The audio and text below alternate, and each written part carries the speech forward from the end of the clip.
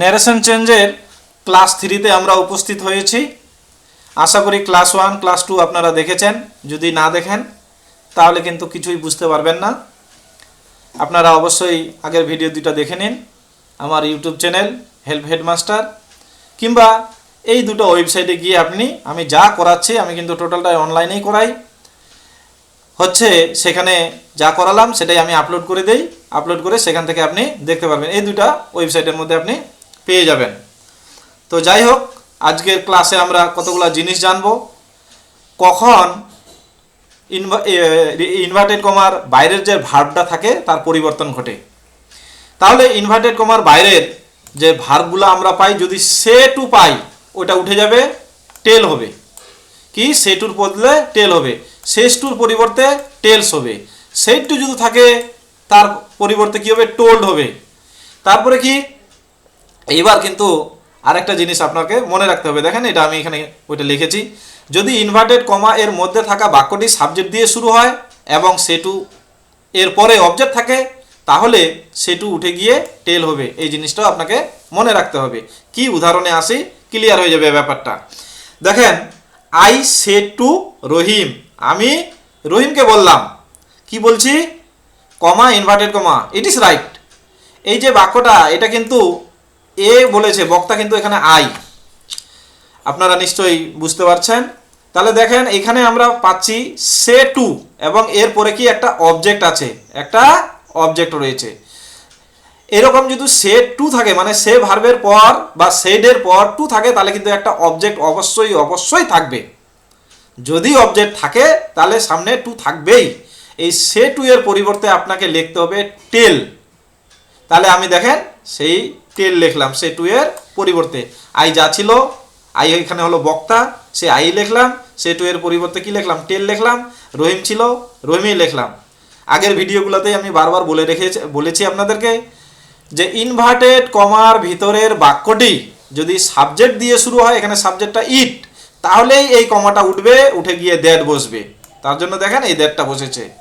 তারপরে কি, ইট হলো থার্ড পার্সনের কোনো পরিবর্তন হয় না, সেটাই বসবে।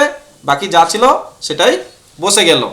তাহলে আশা করি এই জিনিসটা আপনারা বুঝতে পারলেন। পরের উদাহরণে একটু চলে যাই। এখানে সব আমি একবার ডিটেলসে আলোচনা করে দিয়েছি। কারণগুলো কেন হচ্ছে, কি কারণে হচ্ছে, আপনারা এখানে দেখে নেবেন। তো যাই হোক, এখানে যত নাম আমি নিয়েছি, কারণ নামের সঙ্গে মিলে গেলে আবার কমপ্লেন করিয়েন না। এটা আমি সবাই কাল্পনিক নাম নিয়েছি। আজিজ আমার নিজেরই নাম। যাই হোক, পরের উদাহরণ, Gita says to Rahim, it is right. তাহলে বক্তা হলো গীতা, সেটাই লিখলাম। দেখেন এখানে শেষ টু আছে, শেষ টু আছে। কেন শেষ টু আছে? আমরা সবাই জানি সাবজেক্ট যদি থার্ড পারসন সিঙ্গুলার নাম্বার হয় তাহলে বলে ভার্বের সঙ্গে নাকি বলে এস যুক্ত হয়, তার জন্য কিন্তু এটা এস এসেছে।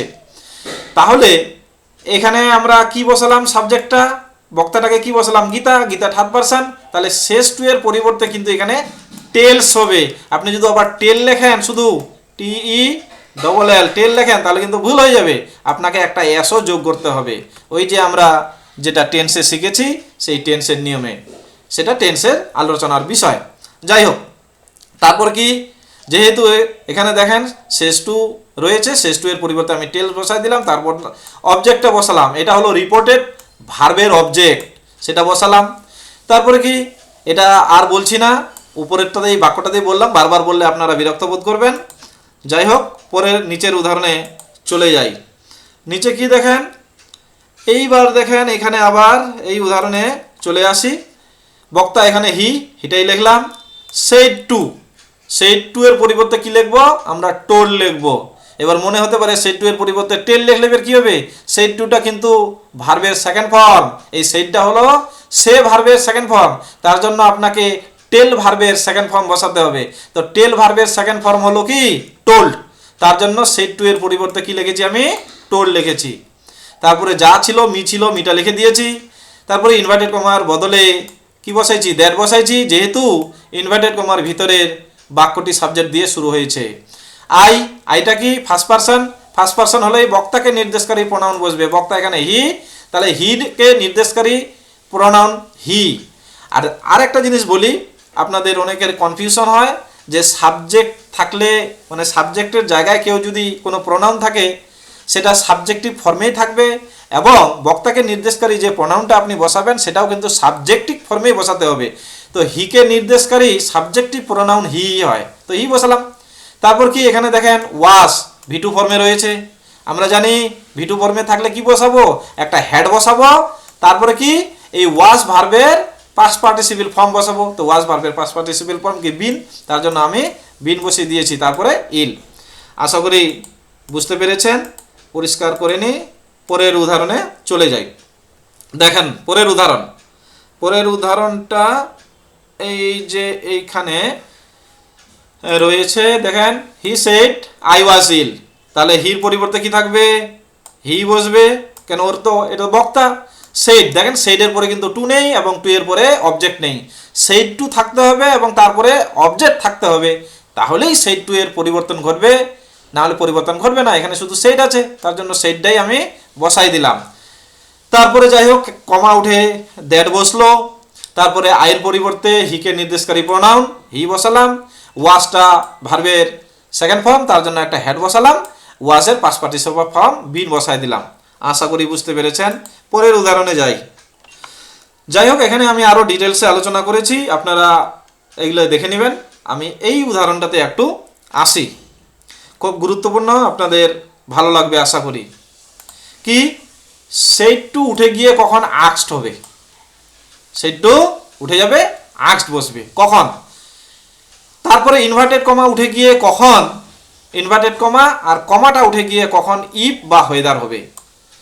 তাহলে দেখেন আমি এখানে লিখে রেখেছি, যদি ইনভার্টেড কমা এর মধ্যে প্রশ্নবোধক বাক্য থাকে, ইনভার্টেড কমার ভিতরে যদি প্রশ্নবোধক বাক্য থাকে মানে জিজ্ঞাসা চিহ্ন থাকে, তাহলে সে টু বা শেষ টু, তারপরে হচ্ছে আক্স বা আক্স হচ্ছে এগুলার যে পরিবর্তন ঘটবে, এই কয়েকটা জিনিসের পরিবর্তন ঘটে কি বসবে, আক্স বা আক্স বসবে।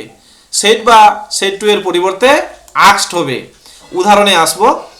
আর যদি ডাব্লিউএইচ শব্দ না থাকে তাহলে কি হবে, ইনভার্টেড কমাটা উঠে গিয়ে ইফ বা হোয়েদার হবে। উদাহরণে যাচ্ছি। আর যদি ডাব্লিউএস হচ্ছে ওয়ার্ড থাকে তাহলে ইফ হোয়েদার হবে না, ওই ডাব্লিউএস ওয়ার্ডেই বসে যাবে। এই যে একটা উদাহরণ নেই, এটা মুছে দিই, নোংরা হয়ে গেল। এই যে দেখেন হি সেড টু মি ওয়াস রহিম ইল, দেখেন একটা জিজ্ঞাসা চিহ্ন, তার মানে ইনভার্টেড কমার ভিতরের যে আমাদের বাক্যটা রয়েছে সেটা কি প্রশ্নবোধক বাক্যে রয়েছে বা ইন্টারোগেটিভ। ইন্টারোগেটিভে থাকলে আমরা এই প্রশ্নবোধক চিহ্নটার জন্য এই সেড টু এর পরিবর্তে লিখব আক্সড। যেহেতু এটা পাস্ট ফর্মে রয়েছে আমাদের আক্সের পাস্ট ফর্ম বসাতে হবে, কিন্তু তার জন্যই আমি বললাম আক্সড। তাহলে দেখেন সেড টু এর পরিবর্তে আমি আক্সড লিখলাম, বক্তা যা ছিল সেটাই লিখেছি, মি ছিল মি লিখেছি। আমি কি বললাম, ইনভার্টেড কমার ভিতরের যদি বাক্যটা ইন্টারোগেটিভ সেন্টেন্সে থাকে বা জিজ্ঞাসা চিহ্নে থাকে তাহলে আমরা কি বসাবো, ইফ বা হোয়েদার। আপনি এখানে ইফও বসাতে পারেন, আপনি হোয়েদারও বসাতে পারেন, আপনার যেটা খুশি। আমি ইফ বসালাম, তারপরে কি সাবজেক্ট বসবে, কোন সাবজেক্ট, ইনভার্টেড কমার ভিতরের অংশটার সাবজেক্ট। দেখেন সাবজেক্টটা হলো রহিম, তাহলে রহিমটাকে বসাই দিলাম। তারপরে ভার্বটা কি, ওয়াস হলো ভি2 ফর্মে রয়েছে, আমরা আগেই শিখেছি ভি2 ফর্মে থাকলে কি হবে, একটা হেড বসাবো আর এই ওয়াসের ভি3 ফর্ম বসাই দিব, তার জন্য হেড বসালাম। আর ওয়াসের ভি3 ফর্ম হলো বিনটা বসাই দিলাম। আশা করি বুঝতে পেরেছেন। এটা পরিষ্কার করি, এবার নিচে চলে আসি পরের উদাহরণ। তার এরপরেও যদি আপনাদের কনফিউশনের সৃষ্টি হয় অবশ্যই জানাবেন, আমি চেষ্টা করব যথাসাধ্য উত্তর দেওয়ার জন্য। মনে রাখবেন আমি কিন্তু ইংরেজির টিচার নই, আমার এইগুলা নিজ অভিজ্ঞতা থেকে নিজের মতো করে ন্যারেশনকে সাজিয়েছি, আমি নিজেও ইংরেজি খুব একটা জানি না। যাই হোক পরের উদাহরণ আমরা নিচ্ছি, হি সেড হোয়েন ওয়াজ হি ইল। তো হির পরিবর্তে হি বসালাম।